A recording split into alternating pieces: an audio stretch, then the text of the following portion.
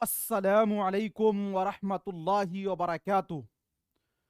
दोस्तों, मैं निशात अहमद आप तमाम साथियों का बहुत बहुत इस्तकबाल करता हूं, खैर मकदम करता हूं, वेलकम करता हूं। चैनल को सब्सक्राइब करके घंटी वाले आइकन को प्रेस कर कर नोटिफिकेशन को ऑल कर लीजिएगा। पढ़ा रहे हैं वो क्या है आपको साथियों, जो प्रीवियस ईयर क्वेश्चन है वो। अब ये क्यों पढ़ा रहा हूं, इसकी भी वजह है। आपको कंप्लीट थ्योरी जो है वो एप्लीकेशन पे दे चुका हूं। ये पढ़ाने का मकसद ये कि सवालात किस टाइप के आते हैं और उसको कैसे हल किया जाता है वो साथियों आपको समझना बहुत ही आसान हो जाएगा। ये जो अभी हम सवाल कराएंगे ये 20 दिसंबर 2021 को ऑनलाइन पूछे गए सवालात, पेपर 1 लैंग्वेज 2। चूंकि इसका पेपर 1 का लैंग्वेज 1 इससे पहले वाले क्लास में हमने आपको पढ़ा दिया। ये वही है कि नीचे दी हुई इबारत को पढ़िए और दिए गए मुतबादिल में से किसी एक मुनासिब तरीन मुतबादिल का इंतखाब कीजिए। तो ये जब इबारत देगा तो हमको पहले क्या पढ़ना है साथियों, क्वेश्चन पढ़ना है। क्योंकि देखिए लैंग्वेज 2 है तो लैंग्वेज 2 जो है वो 100 साथियों कहां से 21 से लेकर 150 तक के सवालात होंगे। चलिए, मुश्ताक अली ने किस खिलाड़ी के साथ मिलकर 192 रन बनाए थे? विजय हजारे, विजय मर्चेंडे, बिशन सिंह बेदी, मंसूरी पटौदी। किसके साथ मुश्ताक अली ने 192 रन बनाए, यह पूछा गया है। तो चलिए देखते हैं, यहां से आप क्वेश्चन शुरू कीजिए और उसके बाद आपको मिल जाएगा। जे मुश्ताक अली अभी 19 साल ही के थे कि पहली बार उनको टेस्ट मैच खेलने के लिए चुन लिया गया। 1936 में हिंदुस्तान की टीम इंग्लिस्तान का दौरा करने वाली थी। इस टीम में वो भी शामिल थे। मुश्ताक अली ने इंग्लिस्तान में जो खेल पेश किया वो हिंदुस्तानी क्रिकेट की तारीख का सुनहरा बाब है। सुनहरा बाब है। यहां के लॉर्ड मैदान में पहली बार खेलते हुए उन्होंने सेंचुरी बनाकर सबको हैरत जदा कर दिया। इस तरह मुश्ताक अली हिंदुस्तान से बाहर टेस्ट मैच सेंचुरी बनाने वाले पहले हिंदुस्तानी खिलाड़ी बन गए। इस टेस्ट मैच में मुश्ताक अली और विजय मर्चेंडे मिलकर 192 रन बनाए। किसके साथ मुश्ताक अली मिलकर बनाया? विजय मर्चेंडे। क्या नाम है? विजय मर्चेंडे है ना। तो अब इसका क्वेश्चन का आंसर आपको मिल गया कि मुश्ताक अली ने किस खिलाड़ी के साथ मिलकर 192 रन बनाए थे? विजय मर्चेंडे, यानी कि ऑप्शन नंबर बी वाला आपका राइट हो जाएगा। अगला क्वेश्चन है 122 नंबर में। कहा जा रहा है मुश्ताक अली को किस खिलाड़ी की उम्र में पहला टेस्ट खेलने का मौका मिला? मुश्ताक अली को किस उम्र में पहला टेस्ट मैच खेलने का, यानी उम्र के बारे में बात किया जा रहा है। 20 साल, 17 साल, 25 साल और 19 साल। तो जहां से हमने पैराग्राफ छोड़ा है उससे आगे से साथियों ये करेंगे तो हमें मिल जाएगा। ध्यान दीजिएगा, यहां तक तो हम लोगों ने पढ़ लिया था। मुश्ताक अली 112 रन बनाकर आउट हुए। उनका खेल देखकर एक अखबार ने लिखा था, हिंदुस्तान में एक जादूगर बल्लेबाज पैदा हुआ है। एक मर्तबा मुश्ताक अली ने एक बहुत मुश्किल लेकिन मशकूक कैच पकड़ा। अंपायर ने बल्लेबाज को आउट करार दे दिया, लेकिन मुश्ताक अली के दिल ने यह गवारा न किया कि एक बल्लेबाज को इस तरह आउट किया जाए। वो अंपायर के पास गए और कहा, मेरे पकड़ने से पहले गेंद जमीन छू चुकी थी, इसलिए यह कैच नहीं हुआ। अंपायरों और अंग्रेजों ने मुश्ताक अली की ईमानदारी और खेल के जज्बे की बहुत तारीफ की। इस वाकये से हिंदुस्तानी टीम के वकार में इजाफा हुआ। यह ऊपर होगा कि किस उम्र में उन्होंने मैच खेलना चालू किया था। मुश्ताक अली अभी 19 साल के थे। कितने साल के थे? सबसे ऊपर में देख रहे हैं, फर्स्ट में है 19 साल के थे। कितने साल के थे? 19 साल के थे। तो देखिए मुश्ताक अली किस उम्र में पहला टेस्ट खेलने का मौका मिला? तो आपको यहां पे लिखा हुआ है 19 साल, है ना। ऑप्शन नंबर डी वाला आपका राइट हो जाएगा। चलिए, सभी को वालेकुम अस्सलाम। अब एक बार मैंने सलाम का जवाब दे दिया है, प्लीज एक बार वीडियो को लाइक कर दीजिए और उसके बाद साथियों आगे हम लोग चलते चलेंगे। हिंदुस्तान से बाहर सबसे पहली टेस्ट सेंचुरी किस हिंदुस्तानी ने बनाई थी? विजय मर्चेंट, विजय हजारे, मुश्ताक अली और सुनील गावस्कर। तो चूंकि साथियों अब इसको हमने पढ़ दिया है तो यहां पर होगा Mushtaq Ali. Option number C वाला आपका राइट हो जाएगा। किसने लिखा था कि मुश्ताक अली जादूगर बल्लेबाज हैं? एक अखबार ने, सुनील गावस्कर ने, विजय मर्चेंट ने और मंसूर अली खान ने। किसने लिखा था कि मुश्ताक अली एक जादूगर बल्लेबाज हैं? तो आप देखिएगा यहां पर आपको मिल जाएगा कि देखिए यहां पर देखिए कि जे मुश्ताक अली 112 रन बनाकर आउट हुए। उनका खेल देखकर एक अखबार ने लिखा था कि हिंदुस्तान में एक जादूगर बल्लेबाज पैदा हुआ है। किसने लिखा था भाई? तो साथियों एक अखबार ने लिखा था। किसने लिखा था? एक अखबार ने लिखा था। तो अब इस क्वेश्चन का आंसर आपको मिल जाएगा कि किसने लिखा था कि मुश्ताक अली एक जादूगर बल्लेबाज हैं, तो एक अखबार ने लिखा था ना। ऑप्शन नंबर जो है ए वाला आपका राइट हो जाएगा 124 का। 150 का 25 का है लफ्ज मुश्ताक का मुतजाद अली होगा, मर्चेंट होगा, बेजार होगा, उदास होगा। यानी कि मुश्ताक का उल्टा क्या होगा? जे 125 नंबर क्वेश्चन। तो साथियों बेजार क्या होगा? बेजार होगा आपका ऑप्शन नंबर सी वाला आपका राइट हो जाएगा। 126 नंबर में है अंपायर और अंग्रेज मुश्ताक अली की किस चीज से मुतासिर थे? मेहनत से, इन्हमाक से, ईमानदारी और खेल खेल के जज्बे से, रन बनाने की सलाहियत से। आपने देखा होगा पैराग्राफ में, यहां पर आपको मिल जाएगा, शायद नीचे वाली लाइन में यह है कि जे ध्यान दीजिएगा, यहां पे देखिएगा आप तो आपको मिलेगा कि एम्पायरों और अंग्रेजों ने मुश्ताक अली की ईमानदारी और खेल के जज्बे की बहुत तारीफ की। तो किस चीज से वो लोग मुतासिर थे? तो इनके ईमानदारी और खेल के जज्बे से, ईमानदारी और खेल के जज्बे से। तो आपको मिल गया कि अंपायर, अंग्रेज और मुश्ताक अली की किस चीज से मुतासिर थे? ईमानदारी और खेल के जज्बे। ऑप्शन नंबर जो है सी वाला आपका राइट हो जाएगा। 127 में है मुश्ताक अली ने किस तरह का कैच पकड़ा? नाकाबिले यकीन, अनूठा, जानलेवा, मुश्किल और मशकूक। मशकूक का मतलब होता है शक वाला कैच, यानी जिसके अंदर लगे कि ये आउट है या लगे या नहीं है। तो यहां पे देखिएगा एक मर्तबा मुश्ताक अली ने एक बहुत मुश्किल लेकिन मशकूक कैच पकड़ा। कैसा कैच पकड़ा था? मुश्किल और मशकूक, है ना। तो आपको इसका आंसर, राइट आंसर साथियों मिल जाएगा कि मुश्ताक अली ने किस तरह का कैच पकड़ा था? नाकाबिले यकीन, अनूठा, जानलेवा और मुश्किल और मशकूक। तो साथियों कैसा कैच पकड़ा था? मुश्किल और मशकूक। ऑप्शन नंबर जो है डी वाला आपका राइट हो जाएगा। अगला क्वेश्चन है 118 नंबर में, मुश्ताक अली अपने पहले टेस्ट में कितने रन बनाए थे? अगर उसमें आप पढ़ेंगे, चूंकि बहुत आसान क्वेश्चन है, इसको हम आगे बढ़ा देते हैं। तो साथियों 112 रन उन्होंने बनाया था। कितना रन बनाया था? 112 रन, ठीक है। ऑप्शन नंबर जो है ए वाला आपका राइट हो जाएगा। अब ये साथियों एक फिर पैराग्राफ है। पैराग्राफ आ गया तो पहले आप क्वेश्चन पढ़िए, चूंकि हमने आपको बताया था। तो चलिए यहां पे देखिए, अहमद ने किस जमात तक तालीम हासिल की थी? किसके बारे में पूछा जा रहा है? अहमद के बारे में। एमए किया था, बीए किया था, मैट्रिक किया था या फिर 8वीं पास किया था? अहमद ने किस जमात तक तालीम हासिल की थी? तो इसको साथियों आप देखिए, यहां से पढ़ेंगे तो आपको मिल जाएगा। रात अंधेरी थी, शहर की तमाम दुकानें बंद हो गई थी, बारिश मूसलाधार हो रही थी। अनवर, असलम और अहमद एक दुकान के चबूतरे पर बैठे बातें कर रहे थे। तीनों हर शाम मिलते और रात देर गए तक शहर की सूनी सड़कों पर घूमते फिरते रहते थे, जैसे अभी लोग करते हैं ना, नशेड़ी गजेड़ी सम, उसी तरह। इन तीनों के बारे में यह मशहूर था कि एक जमाने में ये प्राइमरी स्कूल के ज़हीन तालिबे इल्म थे। कौन? ये अनवर, असलम और अहमद क्या थे? बहुत ज़हीन तालिबे इल्म थे। अनवर ने अपनी तालीम का सिलसिला जारी रखा, उसने 2 साल पहले एमए कर लिया था। असलम ने बीए की डिग्री हासिल करके तालीम तर्क कर दी। तर्क करना यानी छोड़ देना। अहमद ने मैट्रिक तक तालीम हासिल की थी। अहमद कहां तक तालीम हासिल किया था? तो मैट्रिक। कहां तक किया था? मैट्रिक, है ना लिखा हुआ। तो अहमद ने कहां तक तालीम हासिल की थी? तो आपको देख यहां मिला होगा कि अहमद ने किस जमात तक तालीम हासिल की? तो साथियों मैट्रिक। ऑप्शन नंबर जो है सी वाला आपका राइट हो जाएगा। 130 नंबर में, अहमद, असलम और अनवर में से कौन बेरोजगार था? अहमद था, असलम था, अनवर था, तीनों था। इसके बारे में पूछा गया कि कौन बेरोजगार था। जहां से हमने साथियों पढ़ा है उससे आगे से पढ़िए। यहां से देखिए, इन तीनों के बारे में यह मशहूर था कि एक जमाने में ये प्राइमरी स्कूल के ज़हीन तालिबे इल्म थे। अनवर ने अपनी तालीम का सिलसिला जारी रखा, उसने 2 साल पहले एमए कर लिया था। असलम ने बीए की डिग्री हासिल करके तालीम तर्क कर दी थी। अहमद ने मैट्रिक तक तालीम हासिल की। ये तीनों तालीम हासिल करने के बावजूद बेकारी के दिन गुजार रहे थे। यानी ये तीनों तालीम हासिल करने के बावजूद कैसे साथियों दिन गुजार रहे थे? बेकारी के दिन गुजार रहे थे। अनवर ने बात शुरू करते हुए कहा, अब मैं नौकरी नहीं करूंगा, ऐसा मैंने तय कर लिया है, मैं बहुत ही जल्द कोई कारोबार शुरू कर दूंगा।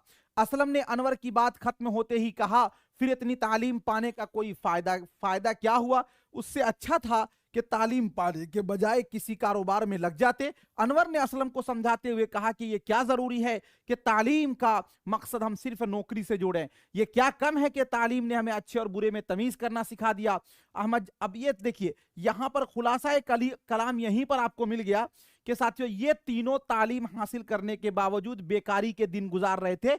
यानी कि तीनों के तीनों क्या थे भाई? तीनों के तीनों हम लोगों की तरह बेरोजगार थे। क्या थे? तीनों के तीनों हम लोगों की तरह बेरोजगार थे। अहमद, असलम और अनवर में कौन से बेरोजगार थे? तो 130 का क्या हो जाएगा? ऑप्शन नंबर डी, क्योंकि ये तीनों साथियों एक ही इसके चट्टे के बट्टे थे ना। चलिए, और एक बार वीडियो को प्लीज लाइक कर दीजिएगा। अनवर, अहमद और असलम कहां और किस वक्त बैठे हुए थे? रात में सड़क पर, किसी की दुकान पर, अंधेरी रात में दुकान के चबूतरे पर, किसी के घर पर। क्योंकि पैराग्राफ हमने पूरा पढ़ दिया है तो आपको साथियों मिल जाएगा। यहां पे देखिएगा, रात अंधेरी थी, शहर की तमाम दुकानें बंद हो गई थी, बारिश मूसलाधार हो रही थी। अनवर, असलम और अहमद एक दुकान के चबूतरे पर बैठे बातें कर रहे थे। कहां बैठा हुआ था? दुकान के चबूतरे पर। कहां? दुकान के चबूतरे पर। दुकान के चबूतरे पर। तो आपको मिल जाएगा कि अनवर, अहमद और असलम कहां किस वक्त बैठे हुए थे? अंधेरी रात में दुकान के चबूतरे पर। अंधेरी रात में दुकान के चबूतरे पर। अंधेरी रात में दुकान के चबूतरे पर, है ना जे? ठीक है साथियों। चलिए, उसके बाद साथियों आगे आपका है, प्राइमरी स्कूल में तीनों दोस्त किस तरह के तालिबे इल्म थे? ज़हीन थे, गबी थे, लापरवाह थे, मस्कीन थे। तो आपने देखा होगा कि यहां पर आपको मिला होगा, यहां मैं आपको दिखाता हूं कि प्राइमरी स्कूल में दोनों किस तरह के ये थे। ये देखिए, ये मशहूर था कि एक जमाने में ये प्राइमरी स्कूल के ज़हीन तालिबे इल्म थे। कैसे तालिबे इल्म थे? ज़हीन तालिबे इल्म थे। तो चलिए देखते हैं। ये 132 नंबर में प्राइमरी स्कूल में तीनों दोस्त किस तरह के तालिबे इल्म थे? तो ज़हीन थे तालिबे इल्म। ऑप्शन नंबर ए वाला राइट हो जाएगा। अनवर ने अपनी डॉट डॉट का सिलसिला जारी रखा, मुलाजिमत का, तालीम का, आवारगी का और लापरवाही का। अनवर ने अपनी डॉट डॉट का सिलसिला जारी रखा। अब देखिएगा, यहां पर आपको क्वेश्चन में मिल जाएगा और यहां से आप इसको पकड़ लेंगे। देखिए, अनवर ने अपनी तालीम का सिलसिला जारी रखा। किसका सिलसिला जारी रखा? तालीम का, है ना। तो आपको हो गया 133 नंबर क्वेश्चन जो है, 33 नंबर जो है, अनवर ने अपनी डॉट डॉट का सिलसिला जारी रखा। तो किसका साथियों? तो तालीम हो जाएगा। ऑप्शन नंबर जो है बी वाला आपका राइट हो जाएगा 133 का। 134 नंबर में है, अच्छे और बुरे में तमीज करना आदमी का तजर्बा सिखाता है। यह जुमला किसने कहा था? असलम ने कहा था, अनवर ने कहा था, अहमद ने कहा था, तीनों ने कहा था। अच्छे और बुरे में तमीज करना आदमी का तजर्बा सिखाता है। देखिए, यह आपको मिल जाएगा।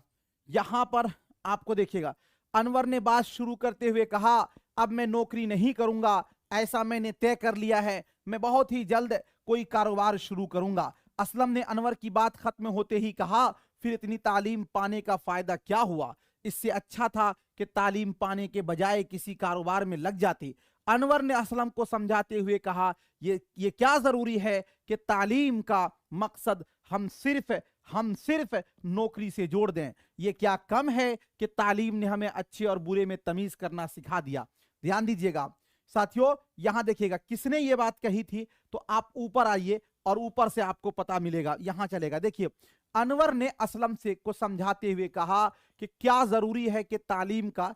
अनवर ने, किसने बोला? अनवर ने असलम को समझाते हुए कहा, यह क्या जरूरी है कि तालीम का। कि कौन बोल रहा? अनवर बोल रहा है कि तालीम का मकसद हम सिर्फ नौकरी से जोड़ दें। यह क्या कम है कि तालीम ने हमें अच्छे और बुरे में तमीज करना सिखा दिया। यह बात कौन बोल रहा है भाई? तो यह बोल रहा है अनवर। कौन बोल रहा है?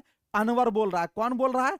अनवर बोल रहा है। तो देखिए, यहां पर आपको मिल जाएगा 134 नंबर में, अच्छे और बुरे में तमीज करना आदमी का तजर्बा सिखाता है। यह जुमला किसने कहा था? 134 नंबर क्वेश्चन साथियों।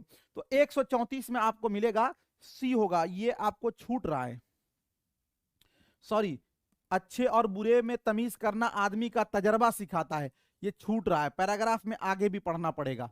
देखिए, हां, तालीम ने हमें अच्छे और बुरे में तमीज करना सिखा दिया। अहमद जवाब तक खामोश था। कहने लगा कि अच्छे और बुरे में तमीज करना आदमी का तजर्बा सिखाता है। ये आगे आ गया, देखिए अहमद जवाब तक खामोश था। कहने लगा, यानी कौन बोला? अहमद बोला कि अच्छे और बुरे में तमीज करना आदमी का तजर्बा सिखाता है ना। तो ये बात कौन बोला भाई? तो ये अहमद बोला। तो इस सिलसिले में ये 134 नंबर क्वेश्चन जो है इसका जवाब हो जाएगा अहमद, जो कि ऑप्शन नंबर सी वाला आपका राइट हो जाएगा। ठीक है, चलिए अगला क्वेश्चन है 135 नंबर में, लफ्ज तजर्बा का जमा क्या होगा? लफ्ज तजर्बा का जमा जे क्या है? तजरीहात, तजर्बात, तजजियात और अमलियात। तो इसका जमा होगा तजर्बात। ऑप्शन नंबर जो है बी वाला आपका राइट हो जाएगा 135 का। 136 नंबर क्वेश्चन देखिए, और यहां से अब आपका भाई पेडागोजी शुरू हुआ है। प्लीज भाई एक बार वीडियो को आप लोग लाइक कर देंगे सभी लोग जे, एक बार आप लोग प्लीज वीडियो को लाइक कर दें साथियों। अब 136 से लेकर 150 तक के जो सवालात होंगे वो पेडागोजी के हैं। देखिए, जबान की उस्ताद की हैसियत से दर्जे झैल में से कौन इस्लाह का सबसे बेहतरीन तरीका है? यानी कहा जा रहा है एज अ एक भाषा के टीचर हैं आप, किस बात से सबसे बेहतरीन इस्लाह आप कर सकते हैं? किस तरह? बोलते वक्त ही आमोजगार की इस्लाह होनी चाहिए। देखिए मैंने आपको बताया है, जब कभी ही आ जाए, जब कभी भी आ जाए, जब कभी सिर्फ आ जाए, मारना आ जाए, डांटना हो जाए, इम्तिहान लेना हो जाए, वो निगेटिव वर्ड होता है। तो यहां पर ही आ गया है, इसको कट कर दीजिए, निगेटिव कर दीजिए।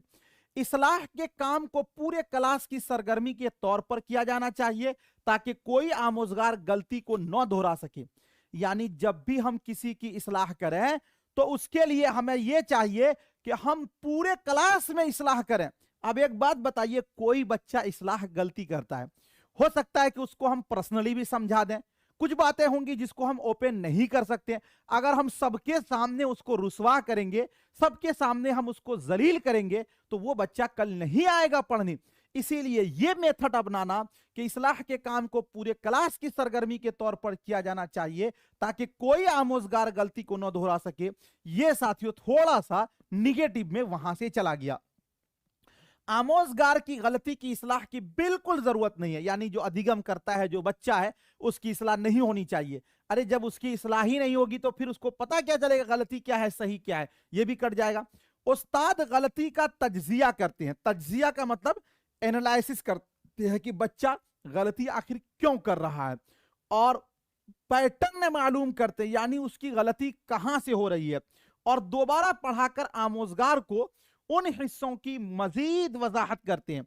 यानी मान लीजिए कि एज अ टीचर हमने देखा कि बच्चे गलती कर रहे हैं, तो हम देखेंगे कि आखिर गलती कहां से हो रही है, उस चीज को पढ़ाया गया और फिर उसकी तफसील बताई गई। तो ये बात सबसे अच्छी है, बेस्ट है। तो ऑप्शन नंबर डी वाला आपका राइट हो जाएगा। ये ऑनलाइन पूछा हुआ सवाल है जी।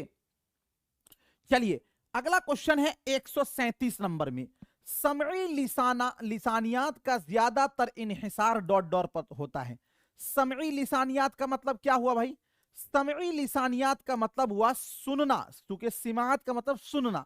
समई लिसानियात का ज्यादातर इन्हिसार किस पर होता है?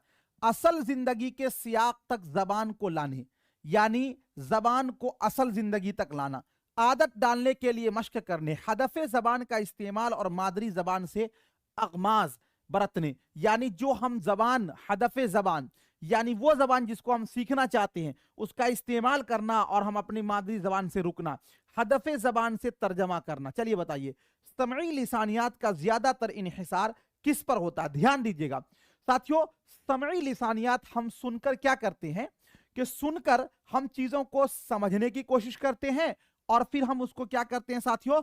आदत डालते हैं, और आदत डालकर फिर हम क्या करते हैं आगे साथियों? उसको हम मश्क करते हैं। नहीं, तो इसीलिए समई लिसानियात का ज्यादातर जो इन्हिसार है आदत डालने के लिए मश्क करने पर। हम किसी चीज को साथियों सुनकर सुनकर सुनकर क्या करते हैं? आदत डालते हैं और फिर उससे हमारा वो चीज इंप्रूव हो जाता है।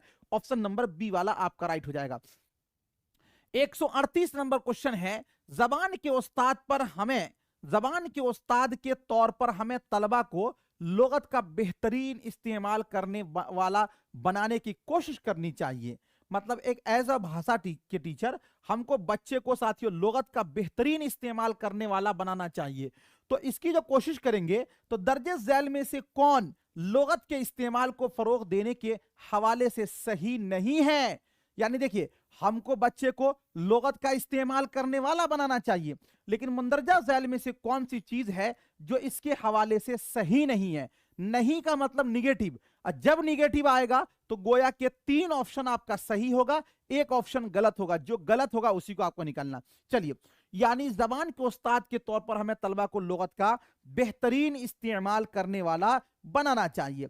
अब देखिएगा साथियों, अगर हम ये बोले बयान को मालूम करना, बिल्कुल सही है कि किसी भी चीज के बयान को मालूम करना ये तो होना ही चाहिए। चलिए, सियाक के लिए मौजू माना का इंतखाब करना। सियाक का मतलब होता है संदर्भ में लफ्जों को इस्तेमाल करना, बिल्कुल सही है साथियों।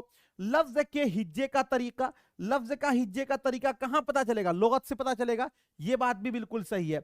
लेकिन देखिए, हर नए लफ्ज के लिए उस्ताद से रुजू, चूंकि अब यहां पर गौर कीजिएगा, हमें तलबा को लुगत का बेहतरीन इस्तेमाल करने वाला, यानी बच्चा डिक्शनरी को देखने वाला बने, और वो हर नए लफ्ज के लिए जब उस्ताद से रुजू करेगा, उस्ताद से मालूम करेगा, तो लुगत से तो उसकी दूरी होगी ना। तो इसीलिए ये निगेटिव है, और यही बताना था आपको। ऑप्शन नंबर डी वाला आपका राइट हो जाएगा। प्लीज आप लोग एक बार वीडियो को लाइक कर देंगे। हिंदी साथियों शिक्षण शास्त्र जो है वो सुबह 7 बजे मॉर्निंग में होता है ना। चलिए, अगला क्वेश्चन है, मुस्तनद सिमात की सबसे बेहतरीन मिसाल क्या है? मुस्तनद सिमात का मतलब होता है, सिमात का मतलब सुनना, मुस्तनद का मतलब साथियों बेहतरीन सिमात क्या हो सकता है? आवाज बुलंद पढ़ना। देखिए, जब हम बोलेंगे मुस्तनद सिमात, तो यहां आवाज से पढ़ना, पढ़ना तो सिमात में नहीं आएगा, इसीलिए यह आपका कट जाएगा। कहानी सुनाना, रेडियो नशरियात, गाना बजाना। चलिए, हो सकता है कि इसका आंसर तो आपको पता चल जाएगा। देखिए, जब हम बोलेंगे कहानी सुनाना, तो सुनाना और सुनना दोनों में फर्क है ना। सुनाने का मतलब है खुद से सुनाएंगे, तो यहां सुनना कहां आया? अरे गाना बजाना, ये तो भाई सुनाना कहां आया? बल्कि रेडियो नशरियात। याद रखिएगा, रेडियो नशरियात यानी रेडियो से जो चीज हम सुन रहे हैं वो मुस्तनद सिमात की सबसे बेहतरीन मिसाल है। ऑप्शन नंबर जो है सी वाला आपका राइट हो जाएगा। अगला क्वेश्चन है 144 नंबर में, जबान की उस्ताद की हैसियत से हमें कवायद का ... इल्म होना चाहिए। यानी एक जबान के टीचर की हैसियत से हमें कवायद का कौन सा इल्म होना चाहिए? जिमनी और गैर जिमनी, वाज़ेह, जिमनी और वाज़ेह और वसी। चलिए बताइए। देखिए, सबसे पहले आप ये चीज जान लीजिए कि जिमनी का मतलब क्या होता है, तब आगे समझ पाएंगे आप। जिमनी का मतलब होता है कि साथियों उसके थोड़े थोड़े पहलू, यानी छोटी छोटी बातें, बारीक चीजें, उसका ज्ञान होना चाहिए। और वाज़ेह का मतलब होता है किसी भी चीज को हम डिटेल में समझा पाए। देखिए, अगर आप जबान के उस्ताद हैं और कवायद का आपको ज्ञान है, अगर साथियों याद रखिए आप वाज़ेह तो कर ले रहे हैं, लेकिन जिमनी यानी उसकी बारीक अंतर को नहीं जानते हैं, तो फिर आप कहीं ना कहीं फंस जाएंगे। तो ये तो गलत हो जाएगा आपका। अगर हम ये बोलते हैं कि जिमनी और गैर जिमनी, तो जिमनी और गैर जिमनी दोनों तो आपस में ही निगेटिव है। एक हो गया पॉजिटिव, दूसरा हो गया निगेटिव, तो ये तो आपका कट जाएगा। लेकिन जिमनी और वाज़ेह होनी चाहिए, ये बात बिल्कुल सही है। ऑप्शन नंबर जो है सी वाला आपका राइट हो जाएगा। क्लियर? चलिए अगला क्वेश्चन देखते हैं। हमें लगता है इस क्वेश्चन पे हमें ज्यादा टेंशन मतलब मेहनत नहीं करनी पड़ेगी, चूंकि आप जो है इसको साथियों पढ़ाया हूं, ये आप बना दीजिएगा। चलिए 141 नंबर में, तशखीसी जांच की कामयाबी मुनहसिर होती है। सबसे पहले मैंने आपको पढ़ाया था कि अंदाजा कद्र जो है ये साथियों कितना होता है? 3 होता है। कौन कौन सा होता है? एक नंबर में होता है तश्कीली अंदाजा कद्र, दूसरे नंबर में साथियों कौन सा होता है? तकमीली अंदाजा कद्र, तीसरे नंबर में होता है तशखीसी अंदाजा कद्र। तो हमको पूछा गया कि तशखीसी जांच की कामयाबी मुनहसिर होती है, किस पर मुनहसिर होती है? तशखीसी का मतलब यह होता है वो जांच जिसमें बच्चे के किसी साथियों कमी को पता लगाया जाए, जिसमें बच्चे के किसी साथियों आखिर बच्चे फेल हो रहे हैं तो क्यों हो रहे हैं उस बात का पता लगाना, उसी को बोला जाता है तशखीसी जांच। तदरीस आमोजिश के वक्त और वक्फे पर, कवायद के उसूलों पर, तशखीसी तदरीस और मवाद पर, आमोजिशी खला के सबब को निशान जद करने पर। एक बात आप समझ नहीं रहे हैं, कुछ लोग जो है ना जे रटु रटंतु रटंतु प्रणाली है, रटंतु विधि। अरे क्वेश्चन को तो समझो भाई, कुछ लोग थ्योरी पढ़े भी नहीं है, अब वो चाह रहे हैं कि ऐसे ही हो जाए। थ्योरी के लिए ऐप पर साथियों लगभग 15 वीडियो डाला हुआ है, याद रखना। वो अगर वो 15 को आप नहीं देखेंगे ना, फिर आपको दिक्कत होगी जी। चलिए, आप समझ रहे हैं कि ऐसे ही हलवा हलवा नहीं है, मेरा नेटवर्क नहीं है, हमको बनाइए अंबानी साहब, तो हम आपके यहाँ नेटवर्क बिल्कुल एक टावर ही दे देंगे। चलिए, तशखीसी जांच की कामयाबी मुनहसिर है, मतलब समझिए, यानी ये कह रहा है कि जो तशखीसी जांच होती है, जो निदानात्मक मूल्यांकन, तशखीसी जांच का मतलब निदानात्मक मूल्यांकन क्या होता है? निदानात्मक जो मूल्यांकन होता है, ये किस पर डिपेंड करता है? देखिए, निदान का मतलब क्या होता है? किसी भी बच्चे की कमी का पता लगाना, कमी का पता लगाना, यानी वो बच्चा आखिर फेल हो रहा है तो क्यों हो रहा है, उसकी वजह क्या है, उसको जानना। तो तशखीसी जांच की कामयाबी मुन, हम बोले तदरीस आमोजिश के वक्त और वक्फे पर, यानी कब कब लिया जा रहा है इस पर, तो भाई ये तो तशखीसी जांच होगा ही नहीं, इसलिए कि इसके अंदर हमें तो कमी का पता लगाना है। कवायद के उसूल, ये तो कोई बात ही नहीं बनी। तशखीसी तदरीस और आम मवाद पर, यानी जो तशखीसी तदरीस है उस पर और मवाद पर, लेकिन यहां नहीं, आप लोग देख रहे हैं आमोजिशी खला के सबब को निशान जद करने पर। आमोजिशी खला का मतलब यह हुआ, आमोजिश का मतलब हुआ सीखना, खला का मतलब हुआ कमी, यानी जो सीखने में कमी है उसके सबब मतलब वजह, यानी उसकी वजह को निशानजद करना, यानी उसके वजह को जानना। क्या करना? जानना। आमोजिशी खला के सबब को निशानजद करने पर, क्योंकि तशखीसी जांच जो निदानात्मक मूल्यांकन होता है, इसमें किसी भी बच्चे की कमी को पता लगाया जाता है कि आखिर वो बच्चा पीछे क्यों है। तो ये ऑप्शन नंबर डी वाला आपका क्या हो जाएगा? राइट हो जाएगा। 142 नंबर क्वेश्चन को देखिए और इसका आंसर आप दीजिए। चलिए ध्यान दीजिएगा साथियों, एक बच्चा जबान के क्लासरूम में अपनी पहली जबान सीखने के दौरान अक्सर परेशानियों का सामना करता है, क्योंकि स्कूल में अपनी जबान की आमोजिश दिलचस्प नहीं है, घर की जबान के मुकाबले स्कूल की जबान ज्यादा रवायती होती है। देखिए क्या कह रहा है कि एक बच्चा जो है ना क्लासरूम में है, ठीक है ना, वो क्लासरूम में साथियों अपनी पहली जबान सीखने के दौरान, यानी जो उनकी पहली जबान है, यानी जो उनकी मादरी जबान है, उस जबान को जब वो बोलता है तो अक्सर परेशानी। आप देखेंगे स्कूल में अगर आपको मादरी जबान बोलने की पूरी छूट भी दे दी जाती है, फिर भी साथियों आप जो बोलते हो उसमें थोड़ी सी रवायती होती है। स्कूल की जबान थोड़ी सी अलग होती है, तो घर की जबान के मुकाबले स्कूल की जबान ज्यादा रवायती होती है। यह बिल्कुल आपका सही हो जाएगा, ऑप्शन नंबर बी वाला आपका राइट हो जाएगा।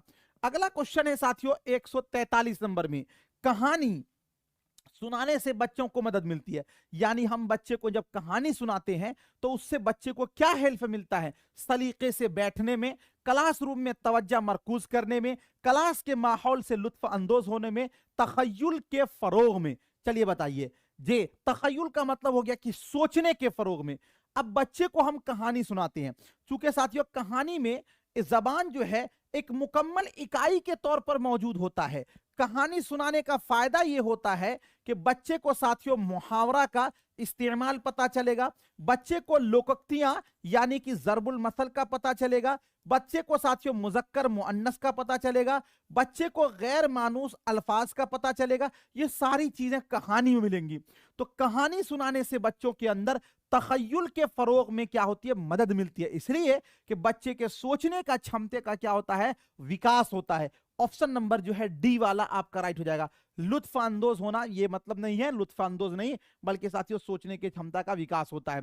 144 नंबर देखिए, तालिबे इल्म की लिखने की महारत की जांच का सबसे बेहतरीन तरीका दर्जे झैल में से कौन है? किस चीज की जांच करना है हमको? लिखने की महारत। लिखने की महारत का मतलब लेखन कौशल का हमको साथियों जांच करना है। किसका जांच करना है? लेखन कौशल का। किसका जांच करना है? लेखन कौशल का हमको जांच करना है। तो अब बताइए कि इसको जांच करने के लिए सबसे बेहतरीन तरीका दर्जे झैल में से कौन सा है? दरसी किताब के सबक पर मबनी सवालों के जवाब। एक बात आप पहले यह समझ लीजिए, जैसे हमने आपको बताया था कि पढ़ना का मतलब क्या होता है? पढ़ने का मतलब होता है साथियों अर्थ को जानना। उसी तरह अगर आपको कोई यह पूछे कि लिखना का मतलब क्या होता है, तो लिखना का मतलब होता है कि आप अपनी बात को लिखें, अपनी आप बीती को लिखें, अपने अल्फाज में लिखें। ये नहीं कि कहीं से देख के नकल करके, वो लिखना का मतलब नहीं होता है। अब थोड़ा सा हमने आपको हिंट से दे दिया। ये कह रहा है कि दरसी किताब के सबक पर मबनी सवालों के जवाब देना। अरे ये तो कोई भी कर देगा भाई, इसमें वो अपनी बात कहां कह रहा है, ये तो आपका गलत हो जाएगा। इमला लिखना, जो आपने सुना वो लिख दिया, ये भी आप अपनी बात कहां कह रहे हो साथियों, अपने तजर्बात लिखना। ये जो है ना तजर्बात, ये आपके एक अपनी सोच अपने अल्फाज में लिखते हैं, ये लिखने का मतलब होता है। तो ये साथियों आपका ऑप्शन, चूंकि तजर्बात बच्चा लिखेगा तो हर एक बच्चा अपने अपने तौर पर अपने अपने स्तर पे लिखेगा, हर एक बच्चे की तहरीर अलग होगी। तो ऑप्शन नंबर सी वाला आपका राइट हो जाएगा। 145 नंबर क्वेश्चन में है, पहले क्या कहा जा रहा है, पहले इलाहदा तस्वीरी वजाहत से उसूलों को पेश करना। समझिएगा, कहा यह जा रहा है कि पहले अलग अलग तस्वीर दिखाना, फिर उसूल को पेश करना, और फिर मश्क के जरिए उसूलों की तरतीब और तज़य्युन है। सियाक में कवायद की खुसूसियत, सियाक में कवायद की तहदीद, इस्तिक़राई अंदाज की खुसूसियत, इस्तिखराजी अंदाज की खुसूसियत। बस आपको थोड़ा सा हिंट से पता होगा, लफ्ज आ ही रहा, आप पकड़ लीजिएगा। देखिए क्या कहा जा रहा है, पहले इलाहदा तस्वीरी वजाहत से उसूल को पेश करना, यानी हम पहले तस्वीरी वजाहत से क्या पेश कर दिए हैं, तो पहले हमने मिसाल पेश कर दिया है, फिर हम उसूल पेश कर रहे हैं। याद कीजिए, मैंने आपको बताया था कि जब बोले कि मिसाल से उसूल की तरफ, तो यह तरीका कौन सा तरीका होता है, इस विधि को बोलते हैं आगमन विधि, है ना। तो यह हो जाएगा आपका इस्तिक़राई अंदाज की खुसूसियत। छोटी छोटी बारीक बारीक चीज है ना, उसी को पकड़ना है और उसी से आंसर की तरफ आप चले जाएंगे। ऑप्शन नंबर सी वाला राइट हो जाएगा।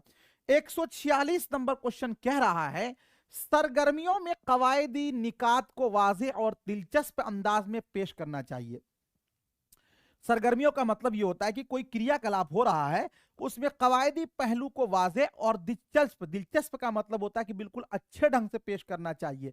क्या होगा, ऑप्शन नंबर ए में है, आमोजगारों को करने और फिर कुल्लियों को अंदरून का हिस्सा बनाने में मदद करने के लिए, कुल्लियों को याद करने में और साथियों आमोजगारों की मदद करने के लिए, करने या न करने की आजादी का एहसास दिलाने में आमोजगारों की मदद करने के लिए, अपने काम की निगरानी में आमोजगारों की मदद करने के लिए। चलिए 146 नंबर क्वेश्चन का क्या होगा, देखिए क्वेश्चन आपसे यह कह रहा है कि कोई भी आप सरगर्मी करा रहे हैं, सरगर्मी का मतलब होता है बहुत सारे क्रियाकलाप जो होते हैं, उसमें कवायदी निकात को वाज़ेह तौर पर आप बताइए कि ये आपका ग्रामर का क्या पहलू है, और दिलचस्प अंदाज में आप अच्छे ढंग से बताइए। तो साथियों, आमोजगारों को करने और फिर कुल्लियों को, कुल्ली मतलब कवायद, अंदरून का हिस्सा बनाने में मदद करने के लिए, यानी हम बच्चे को खेल खेल में ही कवायद क्या कर दे रहे हैं, सिखा दे रहे हैं। इसीलिए इसका क्या होगा, ऑप्शन नंबर ए वाला इसका राइट हो जाएगा। ठीक है, अगला क्वेश्चन देखते हैं 147 नंबर में, अदब में माना के डॉट डॉट हैं या हैं। जी, अदब में माना के डॉट डॉट हैं, सिर्फ एक सतह है, दो सतहें हैं, तीन सतहें हैं, मुख्तलिफ सतहें। अदब का मतलब होता है साहित्य, समझिएगा, यानी आपको यह कहा जा रहा है कि जो साहित्य होता है उसमें किसी भी शब्द के कितने माने हो सकते हैं। देखिए, कोई भी शब्द होगा उसका कई माना हो सकता है। जैसे साथियों आपने देखा होगा, अगर आपको कोई ये पूछे कि इसम का माना क्या होता है, तो आप कहते हैं नाम, लेकिन साथियों इसम का एक माना यह होता है नेम एनीथिंग, किसी भी जगह के नाम को या किसी आदमी के नाम को, किसी वस्तु के नाम को, उसको भी इसम ही बोलते हैं। तो अदब में एक लफ्ज का कई माना हो सकता है ना, एक लफ्ज का कई माना हो सकता है, तो मुख्तलिफ सतहें होती हैं। ऑप्शन नंबर डी वाला आपका क्या हो जाएगा, राइट हो जाएगा। ठीक है, अगला क्वेश्चन देखते हैं 148 नंबर क्वेश्चन है, जबान के अमली पहलू जबान की आमोजिश के डॉट डॉट के साथ सुरअत इख्तियार करते हैं। तरसीली अंदाजे नजर, साख्तियाती अंदाजे नजर, तामीरी अंदाजे नजर, रिवायती अंदाजे नजर। 148 का बताएंगे क्या होगा राइट आंसर। देखिए, जबान के अमली पहलू, यानी वो जबान जिसके अंदर साथियों सिखाया जाता है, यानी जिसके अंदर ज्यादा से ज्यादा इस्तेमाल कराया जाता है। तो जबान के अमली पहलू जबान की आमोजिश के डॉट डॉट के साथ सूरत इख्तियार करेंगे, यानी कि वो बढ़ेंगे।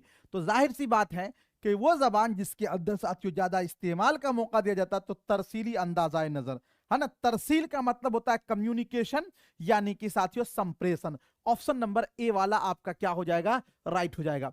अगला क्वेश्चन है 149 नंबर में, जबान की क्लास में अदबी मतन का इस्तेमाल डॉट डॉट की तदरीस और आमोजिश के लिए किया जा सकता।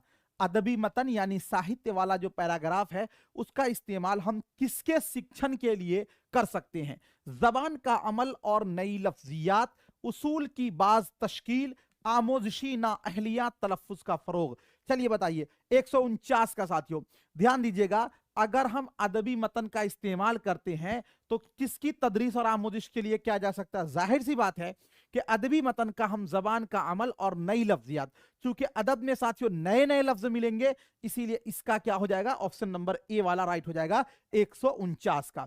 150 नंबर देखते हैं, कवायद की तदरीस के बारे में दर्जे झैल में से कौन दुरुस्त है? यानी कवायद की तदरीस जो है उसके बारे में कौन सी बात दुरुस्त है?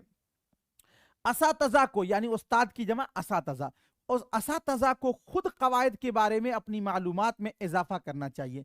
एक बात ये बताइए, कवायद की तदरीस जब टीचर देगा तो उसमें उस्ताद को अपने मालूमात में इजाफा करना, ये तो कोई मतलब नहीं बन रहा है, क्योंकि ये तो निगेटिव ही पहलू जा रहा है। कवायद के साथ इलाहिदा बर्ताव करना चाहिए, यानी जब हम कवायद बच्चे को पढ़ाएं तो बिल्कुल उसमें एक अलग अंदाज से पढ़ाएं। ये क्या, कवायद को सियाक में बरतना चाहिए। देखिए सबसे बेस्ट होता है साथियों, किसी भी चीज को आप संदर्भ में कहते हैं तो उससे पूरी बात समझ में आती है, इसी को बोला गया कि कवायद को सियाक में बरतना चाहिए। तो ये जो सियाक लफ्ज है, संदर्भ होता है, ये पॉजिटिव होता है, इसीलिए इसका ऑप्शन नंबर जो है सी वाला आपका राइट हो जाएगा।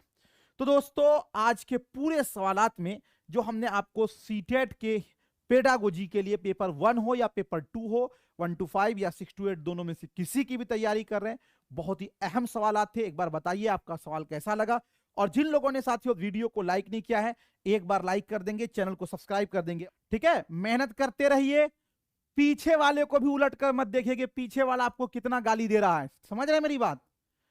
पीछे वाला अगर आपको 1000 गाली देता उसको ही मत देखिए, वो आपको दिन रात कहता हो कि तुम नहीं कर पाओगे, तुम नहीं कर पाओगे, तुम नहीं कर पाओगे, उसको कहना कि तुम और बोलो, और मैं इंशाल्लाह एक दिन कामयाब होऊंगा, ठीक है ना।